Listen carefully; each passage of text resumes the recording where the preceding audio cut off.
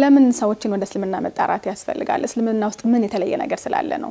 ለሁለት ነገር ነው እንደው አጠር አድርጎ ለመግለጽ ከሆነ አንደኛው ከእስላም ውጭ ሐቅ ስለሌለ ፈጣሪ አምላካችን አላህ አንድ እንደሆነ ሁላ የጀነት መግቢያ መንገዱም አንድ ብቻ ነው። ያም ምንድነው? ዲን አልኢስላም ነው። ዒባደቱላህ ዐዘ ወጀል አላህን በብቸኝነት ማምለክ እርሱን ብቻ መገዛት ማለት ነው። አላህ ከመጀመሪያው ሰው ከአደም ጀምሮ እስከ መጨረሻ አላህ መልእክተኛ እስከሆኑት እስከ ነብዩ መሐመድ ድረስ አለይሂ ሰላቱ ወሰላም የላካቸው 124000 ነቢያት 315ቱም ሩሱሎች በእስላም መንገድ ላይ ነው የተላኩት።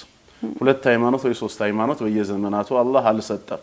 ስለዚህ ብቸኛው የመዳኛ መንገድ በሱረቱ አሊ ኢምራን ቁጥር 85 ላይ እንደገለጸው ወመን يبتغي غير الاسلام دينا فلن يقبل منه ነው ያለው። ከእስልምና ሃይማኖት ውጪ ሌላን ሃይማኖት ማለትም ፈጣሪ አምላኩን የሚያመልክበት መተዳደሪያ ደንብና ስርዓትን የሚፈልግ የሆነ ሰው ፈጽሞ ከሱ ስራውን ማምልኮም ተቀባይ የለውም።